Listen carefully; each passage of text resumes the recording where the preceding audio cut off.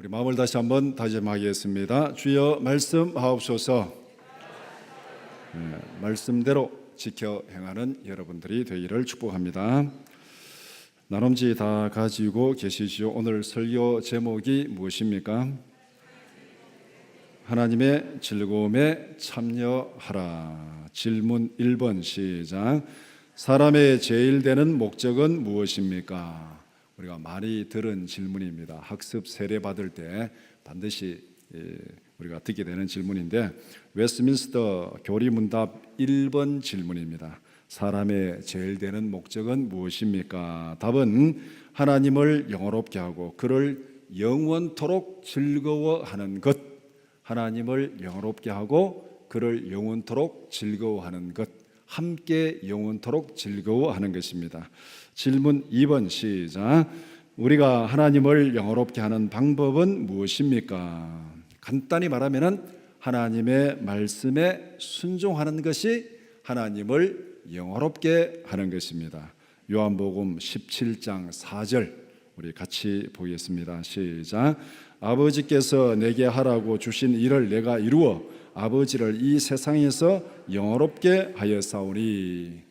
예수님께서 기도하는 그 내용인데, 하나님께서 내게 하라고 주신 그 일을 해서 이 땅에서 아버지를 영화롭게 했다.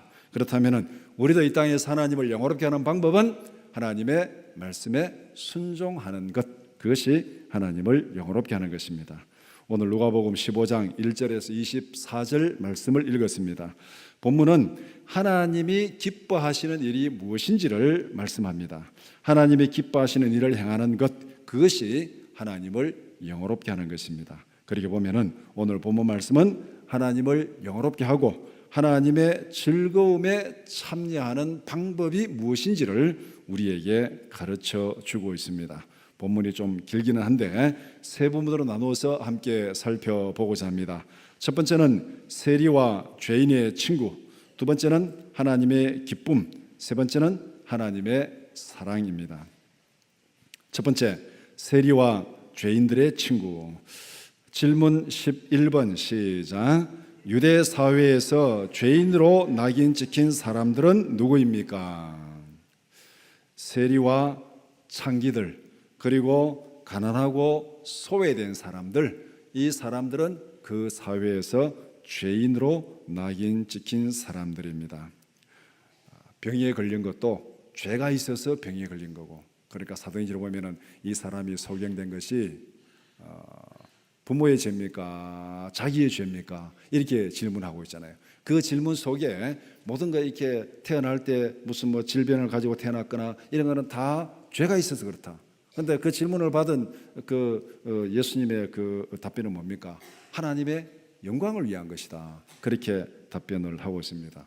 사도행전의 내용이 아니고 복음서에 그 내용이 기록되어 있죠. 하나님의 영광을 위한 것이다. 그러니까 유대인들의 머릿속에는 이 세리 창기들 가난한 것도 하나님 앞에 벌 받아서 가난하다 생각하고, 소외되고 모든 그 사회의 약한 자들 다 하나님 앞에 죄인이다, 그렇게 생각합니다. 그런데 예수님 주위에는 이런 사람들이 많이 몰려들었습니다.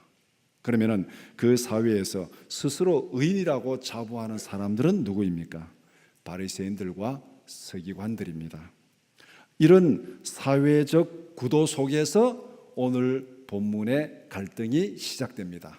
예수님 주위에는 그 시대에 죄인들이라고 낙인 찍힌 사람들이 많이 몰려들고, 그 다음에 그 시대의 의인이라고 생각하는 바리새인들과 서기관들은 예수님을 배척하고, 그러니까 이 둘 사이에 갈등 구조가 형성되고 있습니다. 질문 12번 시작. 예수님은 죄인들에 대해서 어떤 태도를 취합니까? 예수님은 자기에게로 나오는 죄인들을 환영하며 영접합니다. 함께 식사를 나누며 교제합니다. 유목민들의 문화에서 함께 식사하는 것은 최고의 친밀한 교제입니다. 시편 23편 5절 말씀 시작. 주께서 내 원수의 목전에서 내게 상을 차려주시고 기름을 내 머리에 부으셨으니 내 잔이 넘치나이다. 우리가 잘 아는 말씀이죠. 다윗이 하나님의 나라를 이렇게 지켜주시고 보호하신다, 그 말을 어떻게 표현하고 있냐면은 원수들이 보는 앞에서 내게 밥상을 차려주셨다. 원수들이 보는 앞에서 내가 하나님과 함께 식사를 했다. 이렇게 말하고 있는 거예요. 그럼 이게 무슨 의미냐? 유목민들은 양떼를 몰고 다니면서 이렇게 들판에 텐트를 치면서 살아가잖아요. 그런데 거기에 손님이 왔습니다. 저녁에 함께 식사하고 거기에 잠을 자게 됩니다. 그러면은 그 손님 온 생명을 누가 지켜야 되겠습니까? 그게 동네 사람도 없어요. 경찰도 없어요. 아무도 없습니다. 그런데 그 사람이 죽었습니다. 그럼 누구 책임이에요? 그날 저녁에 함께 식사한 사람의 책임입니다. 함께 식사한 사람은 그 사람이 자기 집에 머물러 있는 동안에 모든 안전을 책임져야 됩니다.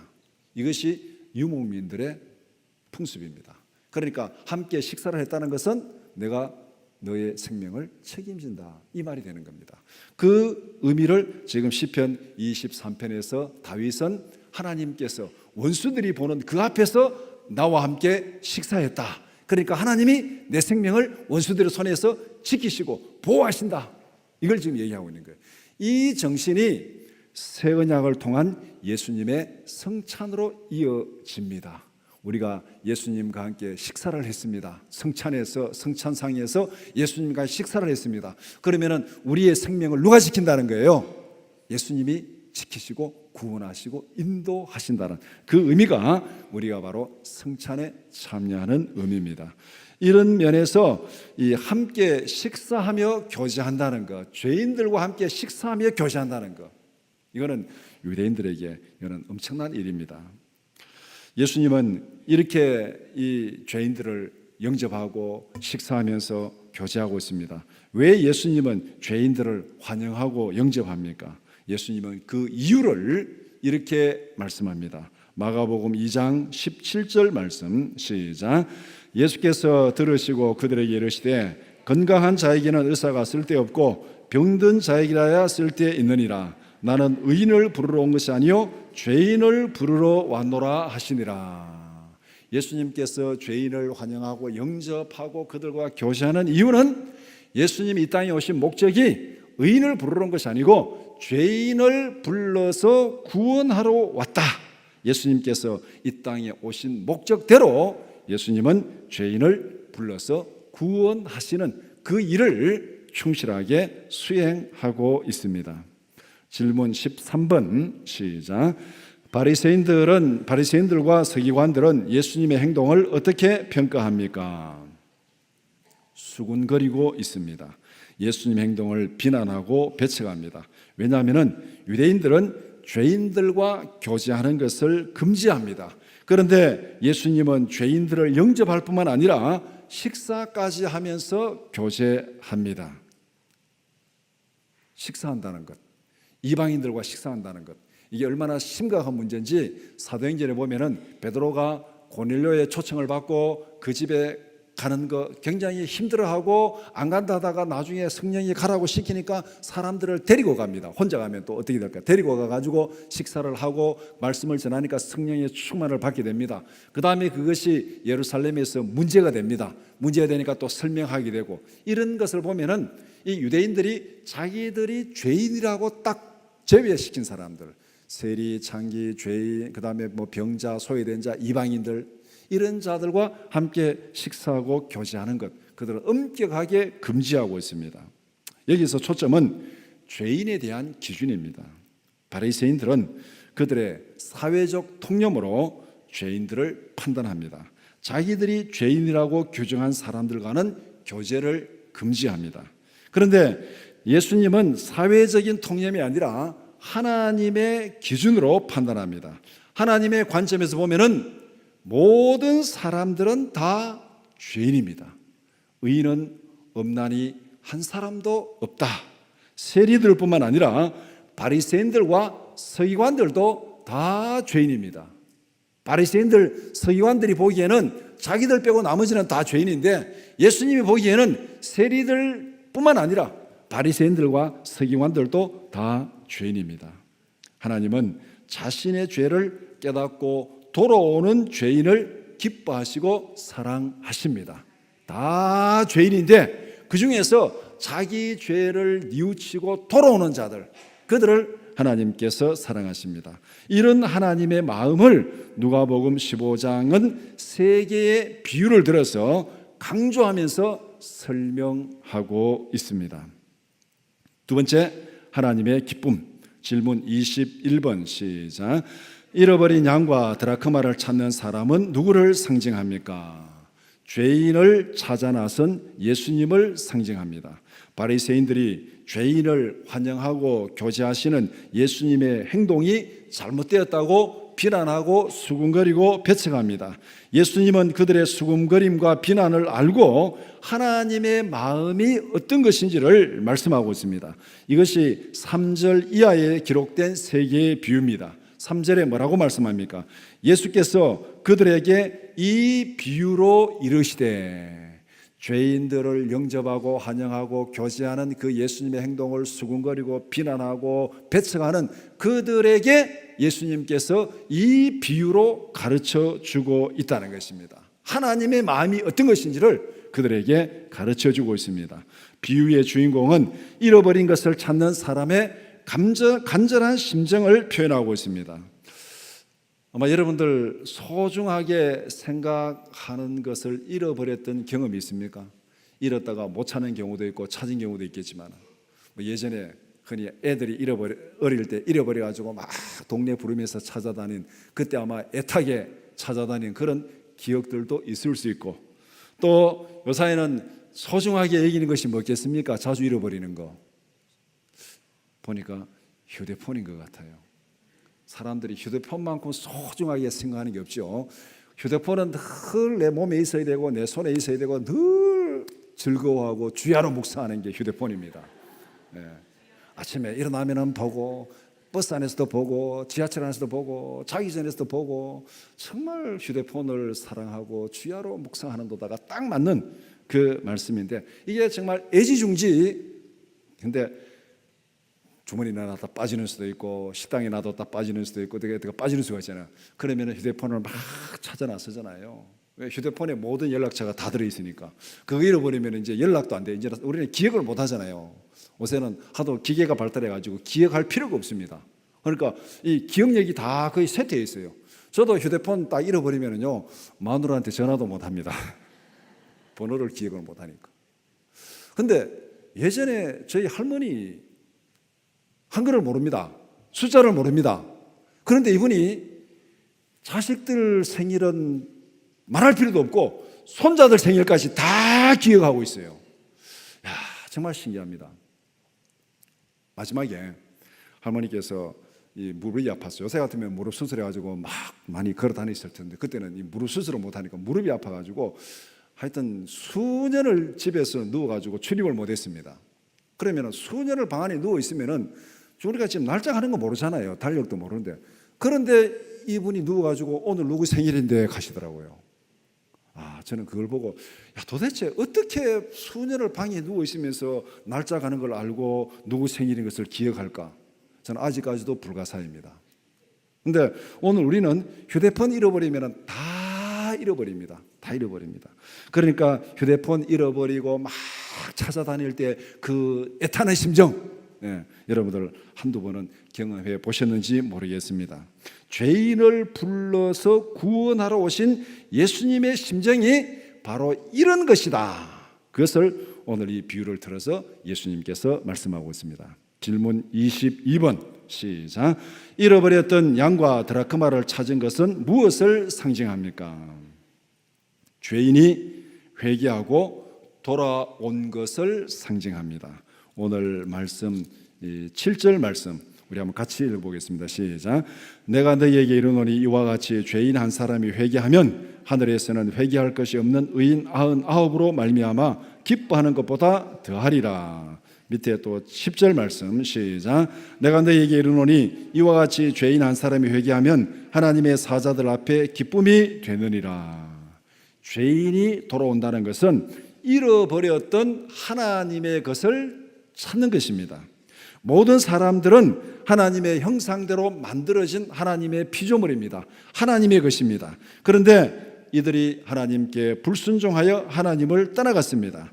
하나님을 떠난 죄인들이 돌아오는 것은 하나님의 소유권이 회복되는 것입니다. 하나님은 잃어버렸던 것을 찾을 때 대단히 기뻐하십니다. 오늘 우리도 마찬가지죠. 잃어버렸던 것 찾는데 기뻐하지 않을 사람 아무도 없습니다. 본문의 비유는 죄인에 대한 하나님의 마음이 어떤 것인지를 강조하고 있습니다. 질문 23번 시작. 우리가 하나님의 기쁨에 참여하는 방법은 무엇입니까? 7절과 10절에서 말씀하는 하나님의 기쁨은 복음의 핵심입니다. 하나님은 그의 품을 떠났던 죄인들이 돌아오는 것을 가장 기뻐하십니다. 잃어버린 죄인을 찾아서 회복시키는 것은 하나님을 기쁘시게 하는 일입니다. 그렇다면 우리가 하나님을 기쁘시게 하고 하나님의 기쁨에 참여하는 방법은 무엇입니까? 본문은 두 가지. 죄인이 돌아오는 것을 하나님께서 제일 기뻐한다 그랬습니다. 그러면 누가 죄인입니까?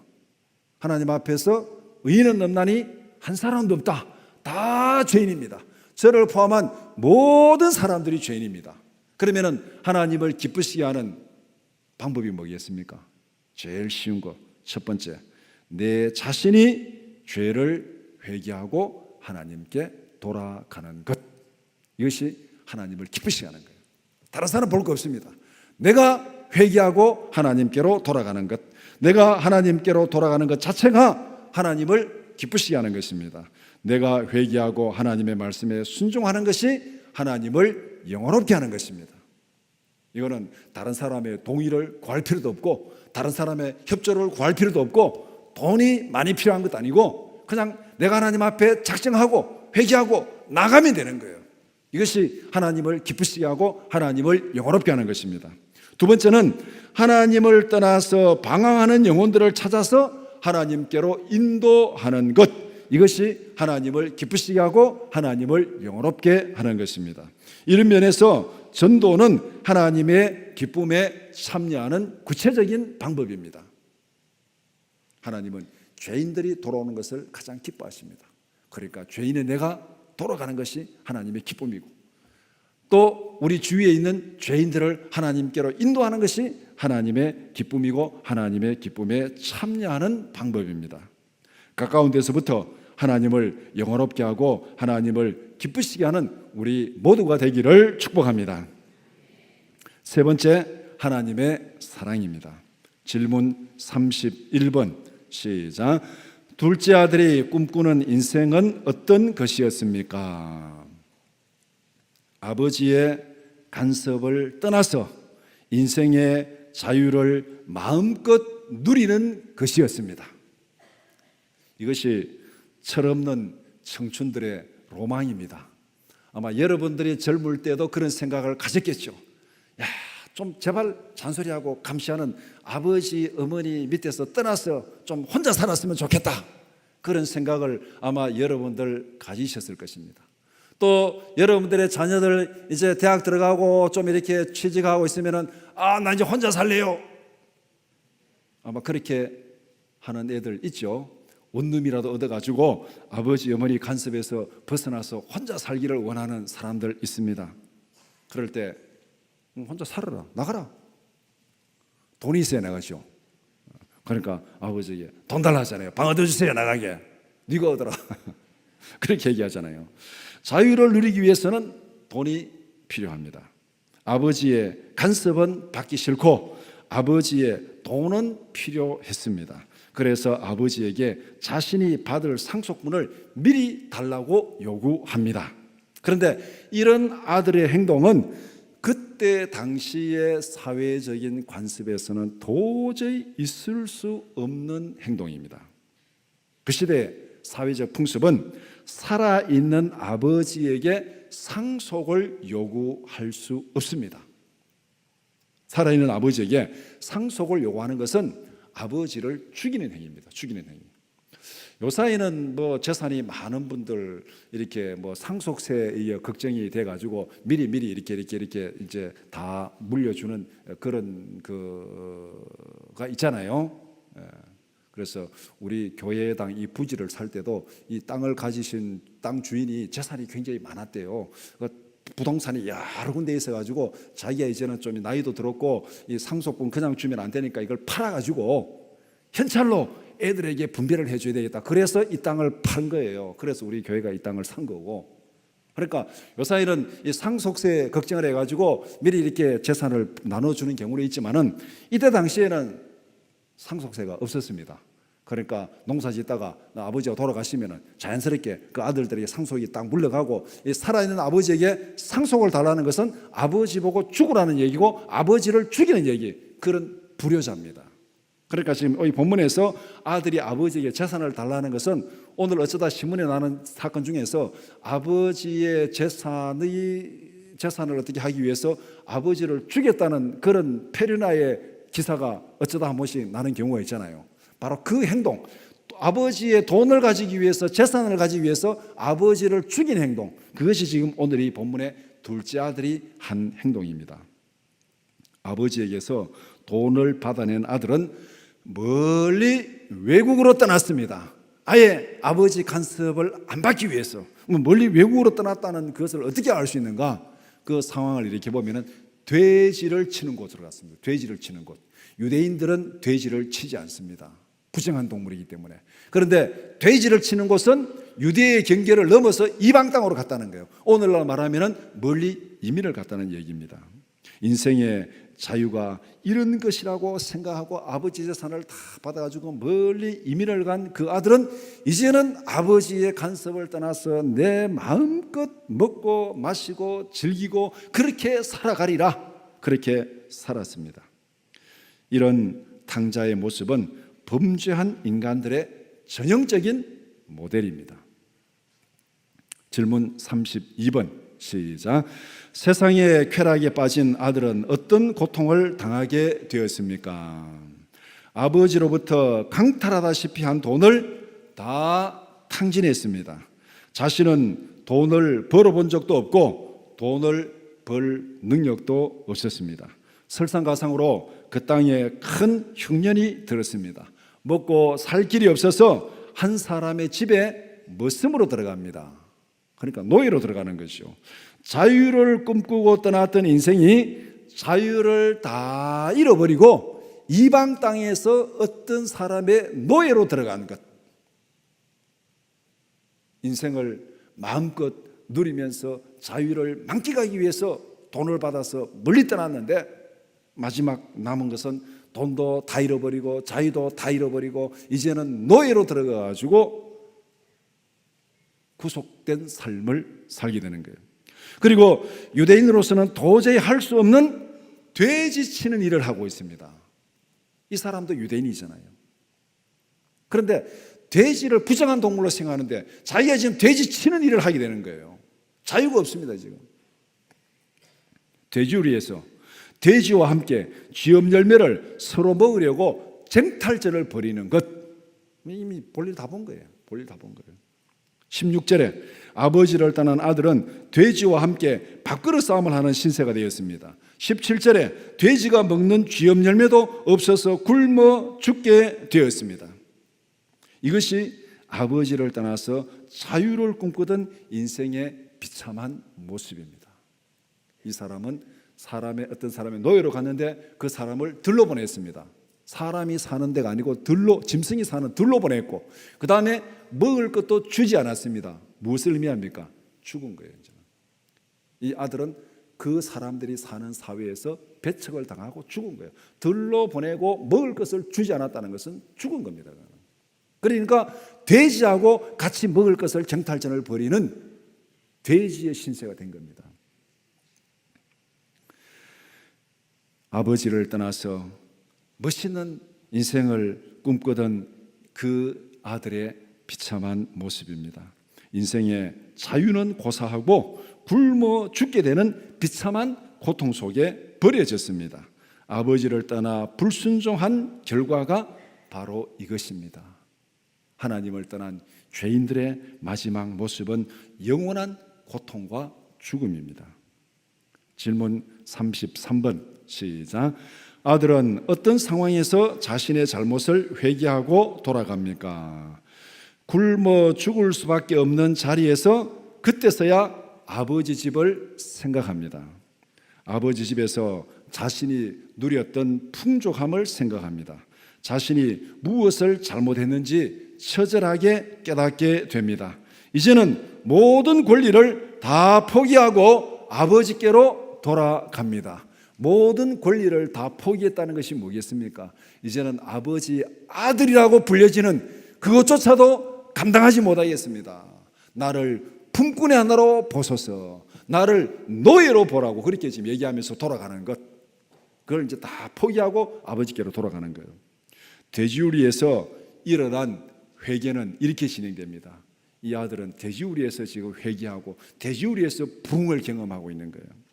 첫 번째, 자신이 겪고 있는 굶어 죽는 고통의 원인을 발견합니다. 17절에서 풍족한 아버지 집을 떠난 것이 고통의 시작이었습니다.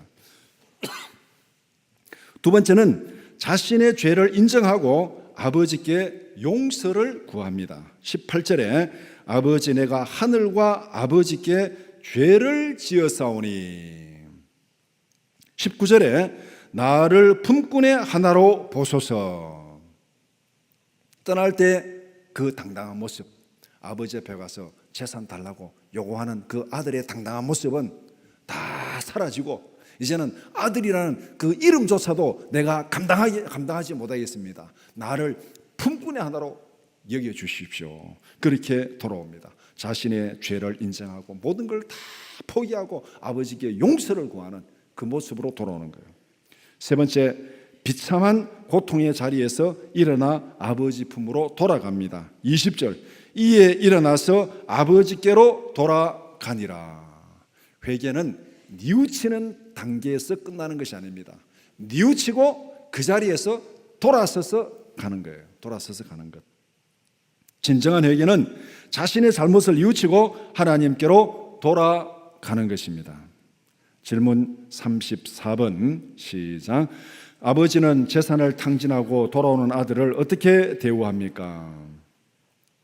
세 가지로 정리할 수 있습니다. 첫 번째, 아버지는 아들의 현재 있는 모습 그대로 사랑하고 포용합니다.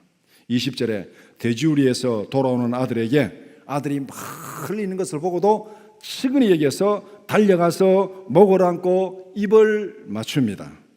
사랑은 현지의 모습 그대로를 용납하는 것입니다. 말은 쉬운데 이게 잘 안 되죠.